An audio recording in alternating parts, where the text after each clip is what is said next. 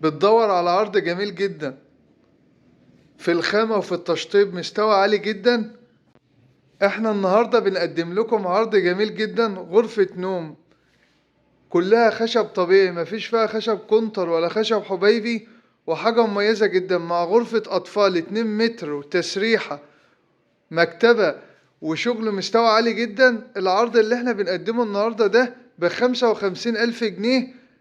لازم تتفرج على نهاية العرض عشان تعرف الخامة والتشطيبات اللي احنا بنقدمها النهاردة.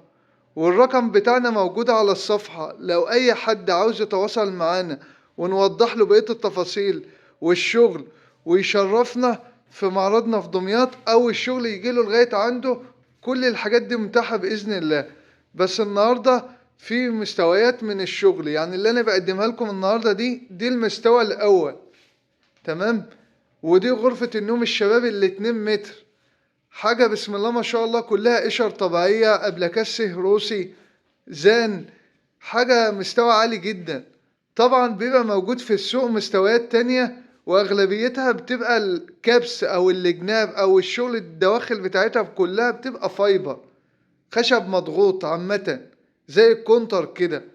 إنما ده حاجة بسم الله ما شاء الله، أكنك يعني عامله على ايدك، مفصله على ايدك، زي ما انتوا بتقولوا بتحبوا كلمة العمولة.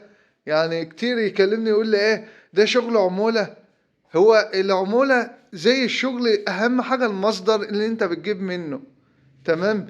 يعني الشغل العمولة زي الشغل اللي احنا بنقدمه النهاردة، هو كله بيتصنع بخامة واحدة. يعني العمولة ما بيجيبش خامة جاية من معينة، خامة معينة، هو بيجيب نفس الخامة اللي احنا بنشتغل بيها، بس هو امكانياته على قده، بيعمل اوضه، بيعمل اوضتين.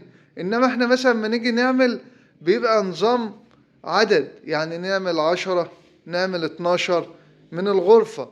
ده الفرق. تمام. وبتبقى كل حاجة ولها تكلفتها. تمام. وبيبقى المستوى اعلى اما بنعمل مجموعة، بيبقى الخامة بنصرف عليها اكتر، غير اما بيجيب اوضة ويجيب لها حتة خامة معينة وعاوز يحكم الموضوع. ده توضيحا للشغل العمولي. فاحنا العرض اللي احنا بنقدمه النهاردة ب55,000 جنيه، اوضة نوم واوضة اطفال 2 متر، تشطيبات والشغل على اعلى مستوى. واللي بيحب يجيب نجار يشرفنا في معرضنا، سمير الشناوي. بس اهم حاجة النجارين تبقى من اللي هي ايه، ما بتبيعش الزبون. يعني ما يجيش يصلحه في حتة تانية ويقول لك ايه لا الشغل هنا وحش، تعال بقى اوديك المحل التاني. المحل التاني ده ساعات لما تسمع كده تعرف ان هو اللي بيديله العمولة. وهتلاقي الكلام بتاعه اتغير. يعني الكلام بتاعه اتغير ازاي؟ كان هنا عندي في المحل بيتكلم بطريقة معينة، اما راح المحل التاني كلامه بقى كويس. فدي معلومات احنا بنشوفها كل يوم وبحب اوضحها لكم. انما اللي عاوز يشرفنا ب10 نجارين اللي انا بقوله لكم في الفيديو هو اللي بيجي يشوفها على الطبيعة. تمام. وان شاء الله كل حاجة موجودة. يعني انت لو عاوز اوضة نوم من 29 وانت طالع، بس احنا بنتكلم على الابلكاش الاساسيات زان، الشغل المحترم. تمام.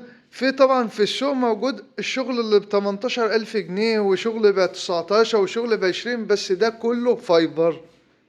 اي حد هيقولك اوضة بالاسعار دي بتبقى فايبر. النهاردة الأوضة معروف حسبتها اما تبقى معمولة قبل كسه والخامات بتاعتها والتكلفة، معمول حسابها انها تتكلف في حدود كذا، وكل حاجة معروفة. تمام. والتشطيب والإزاز والمقابض وكل الإكسسوارات اللي بتتحط في الأوضة، فكل حاجة معروفة. تمام. فيا رب نكون خفاف على قلبكم وتصلوا بنا على النبي وتدعمونا بالاشتراك. وشكرا.